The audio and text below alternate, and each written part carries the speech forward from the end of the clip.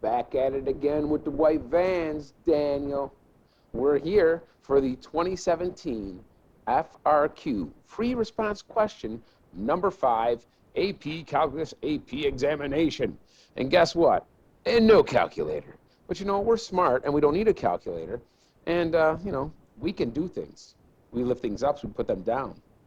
We can do things. Let's get started. Woo-hoo-hoo-hoo. There's a drawing here. It's a little graph. I'm excited. Now, number 5 states, let R be the region in the first quadrant enclosed by the graph of f of x equals the square root of x, and the graph of g of x equals e to the x, and the vertical line x equals pi over 2. All right. As shown in the figure above, write but do not evaluate an integral expression that gives the area of R. I love, love, love these questions, and then I hate, hate, hate these questions.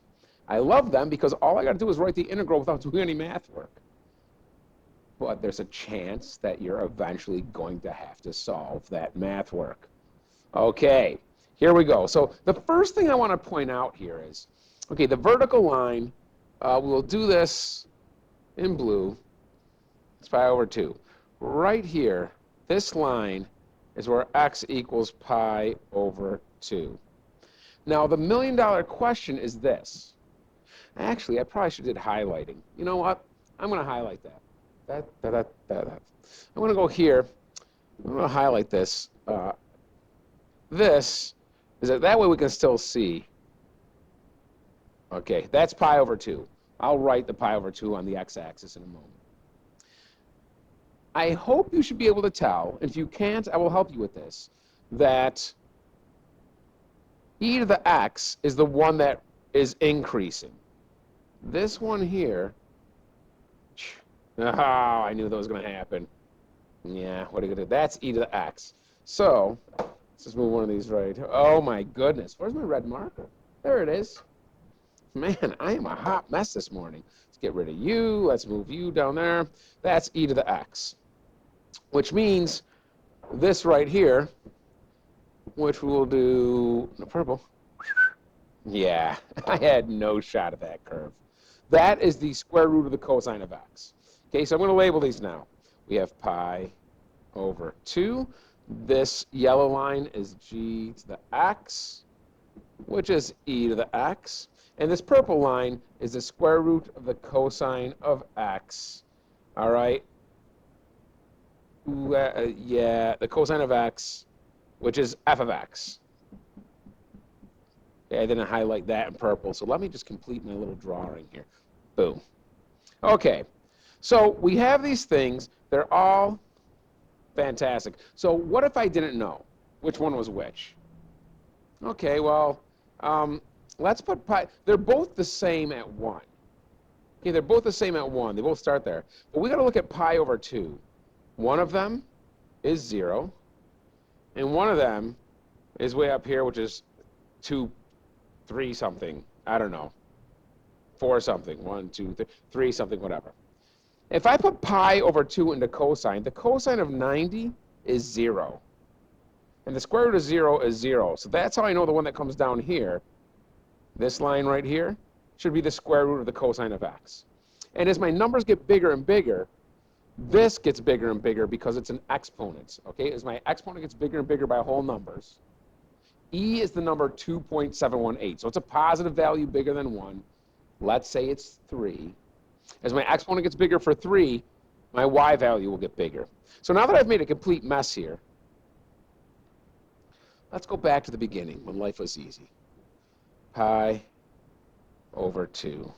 This is g to the x. This is f to the x. Okay.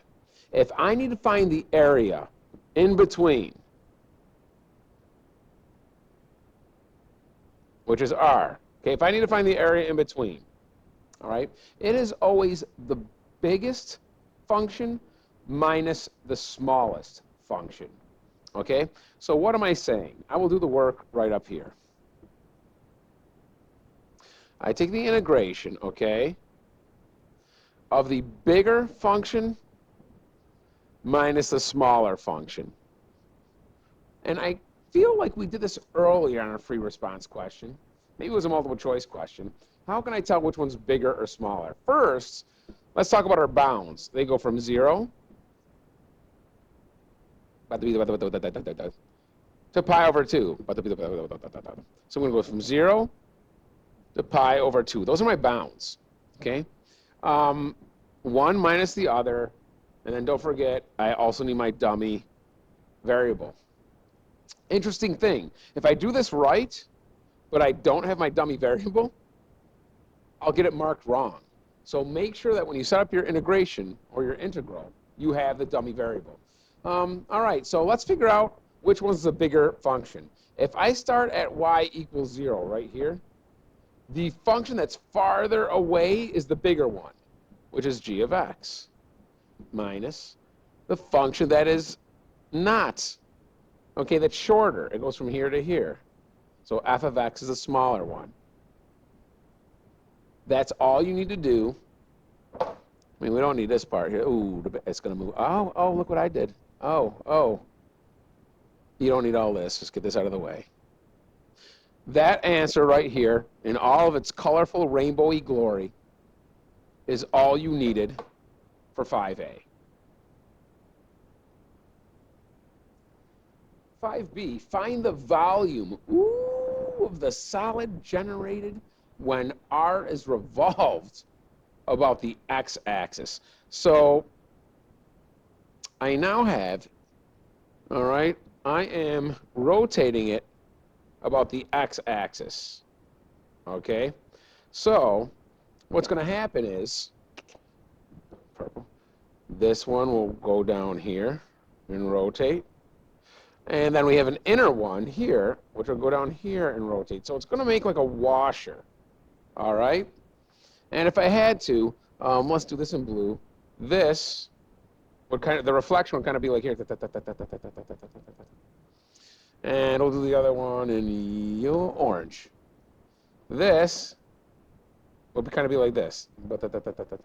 That's kind of the reflection it makes, okay? So really, I want that washer, and there's really just an equation. Again, it's the bigger one minus the smaller one, okay? I am still going to go from 0 to 2 pi, all right? It's the bigger one, which we said was g of x, but let's not forget, g of x was what? We're now integrating this, okay? So we got to use our equations. E to the x, that's the bigger one, okay, minus the smaller one, which is the square root of cosine of x, square root of cosine of x, okay, dx. Now, I'm not done, okay? Anytime I want volume of a solid, okay, of any sort of disk or washer, I put pi out front. It's pi r squared, right? Well, I've got to, don't forget, I'm trying to subtract this area from the purple circle. So that's why I'm subtracting this area. That's the radius of my smaller circle. It's pi r squared, okay? And the bigger circle, okay, is pi. This is the radius of the bigger circle, r squared. So really, I've got to integrate this. But keep in mind, I'm squaring these whole things. It's not just e to the x squared. Like my exponent, I'm not doing e to the x squared as an exponent. I'm doing e to the x is squared. I'm multiplying e to the x times e to the x, which if I do that, I add exponents to similar bases, don't I? So 1x and 1x is 2x. I can't tell you the number of kids that will see this and rewrite it like this, okay? So keep in mind, those parentheses are really, really important. So the first thing I'm going to do, which I started already, is I'm going to apply the squares to the radiuses. This is the big radius minus a smaller radius. Okay, I got to square them both. We just said this ends up being e to the 2x minus, oh, the next one's beautiful because the square and the square root cancels, so cosine of x. Pi is still on the outside, and I'm integrating that from 0. It's the pi over 2. Wow, this should be pi over 2. Woo! Good thing I caught that. Would have been a shame to do all that work. Don't forget my dummy variable. And go from there. So here we go. I'm going to integrate both of these individually. I can do this really quickly, but let's use u sub. You know, for those of you that kind of still struggle with this. I'm going to use u sub for this one. So if u is 2x, du is just 2 dx, I multiply both sides by a half. So I get 1/2 du is going in for dx. My 1/2, my 2 cancel. All right? So I'm integrating e to the u. My 1/2 will be on the outside of this little separate integration. Well, the integration of e to the u is e to the u. So when everything's all said and done, I have 1/2 e to the u. What was my u? 2x. I'm going to put that right back in there. 1/2 e to the 2x. That was just this one right here. Okay? What happens if I integrate this one? Okay? What do I take the derivative of that would give me cosine? Because now I got to go backward. I have cosine as a derivative, and I go back to the original function. Sine. Sine of x. And don't forget, I'm still subtracting in between them. This is the integration, okay, but I want this from 0 to pi over 2, not 2 pi, okay? And don't forget, when I get that answer, I'm still multiplying it all by pi. Don't forget to carry that pi along. The integration is done. Now it's just algebra work, all right? And it's a little bit of a lengthy problem, but we're, you know, this is 5 and 6. They're going to be harder than 3 and 4. All right? So let's do this. Okay, first we got to throw in, let's do green. I got to throw in pi over 2 for my x's. Okay? Pi over 2. So I got 1/2 e to the 2 times pi over 2 minus the sine of pi over 2. Okay? It's this one. Now I got to subtract, throwing in a 0 into this x and into this x. Okay? So let's do that. 1/2 e to the 2 times 0 minus the sine of 0. Oh, and let us not forget, our pi just comes along for the ride. Hey guys, I'm Pi. I like to come for the ride. I got some gas money.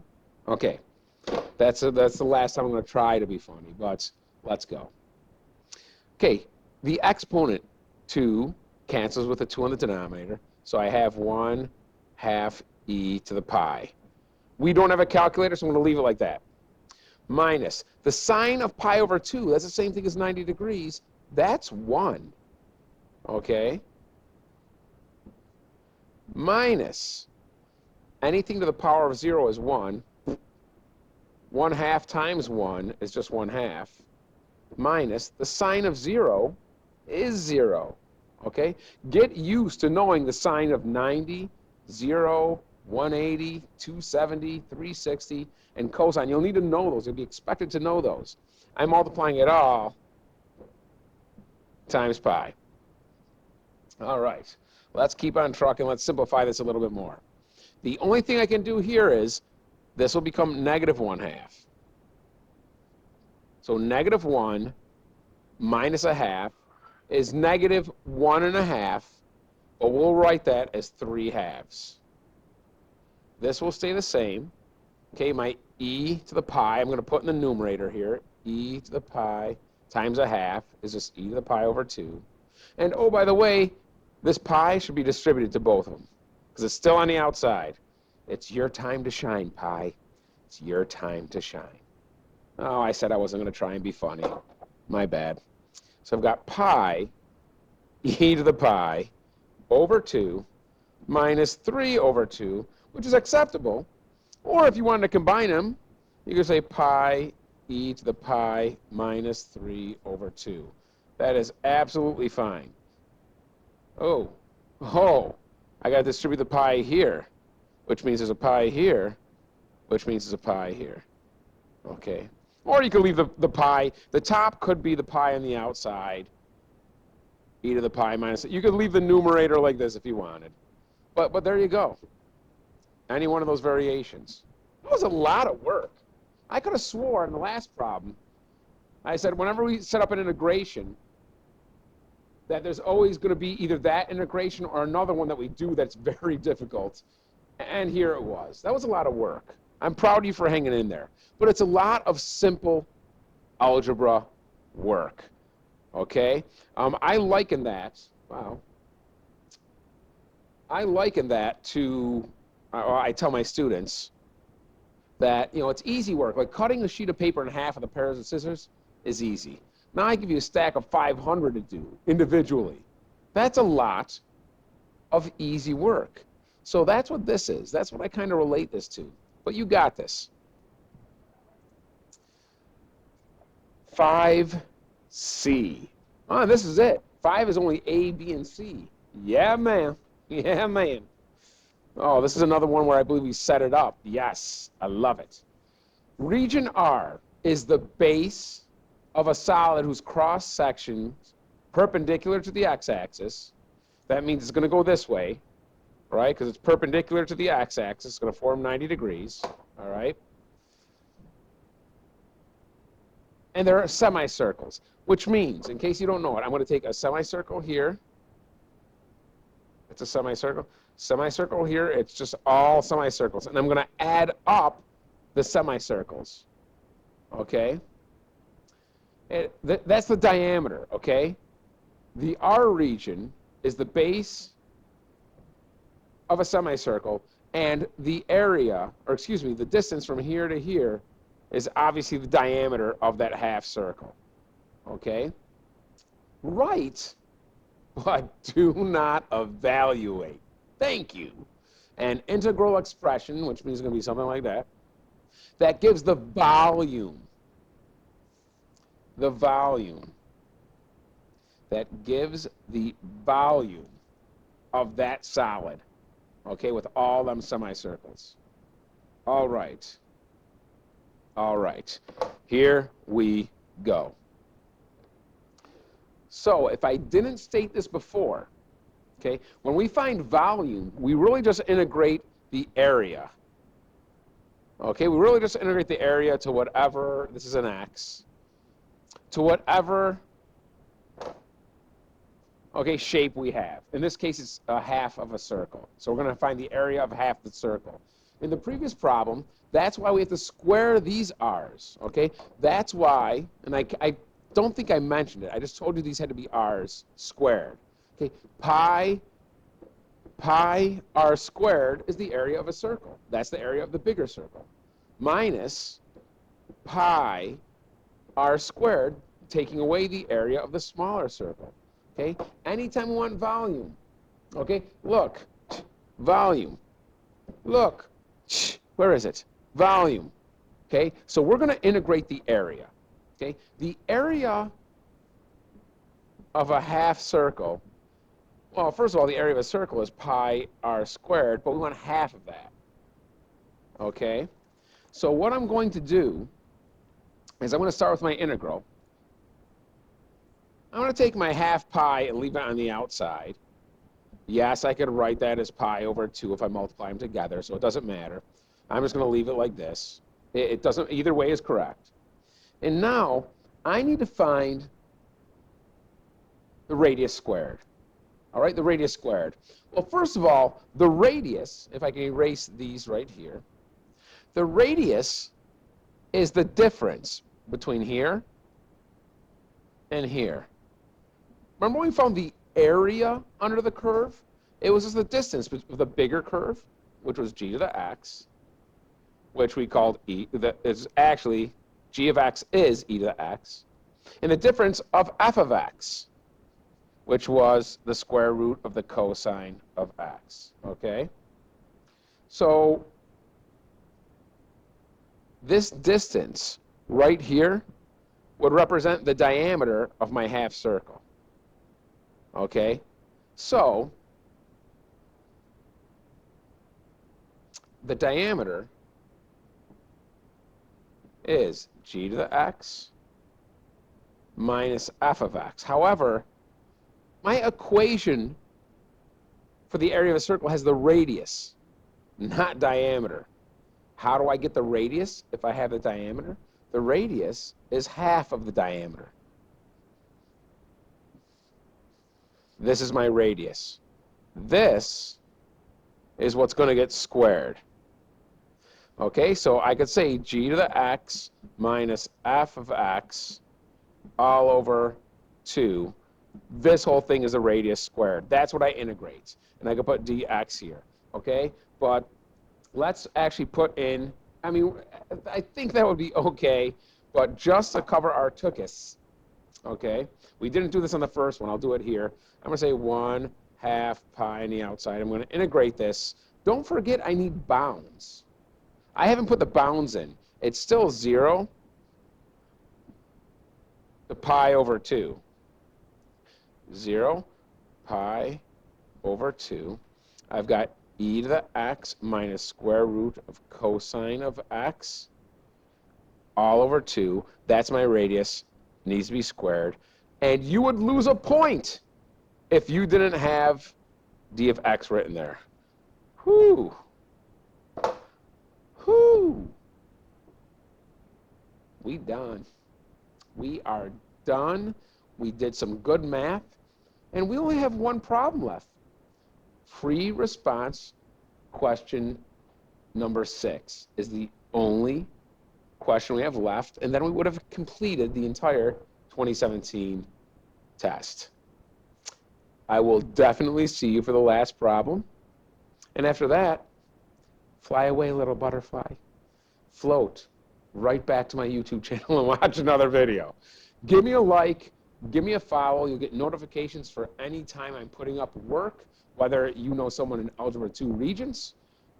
Pre-calculus, I run more like a general calculus, so it might not be the same type of material. Maybe it is. Or AP Calculus AB. All right? Like, follow. See ya. Bye-bye.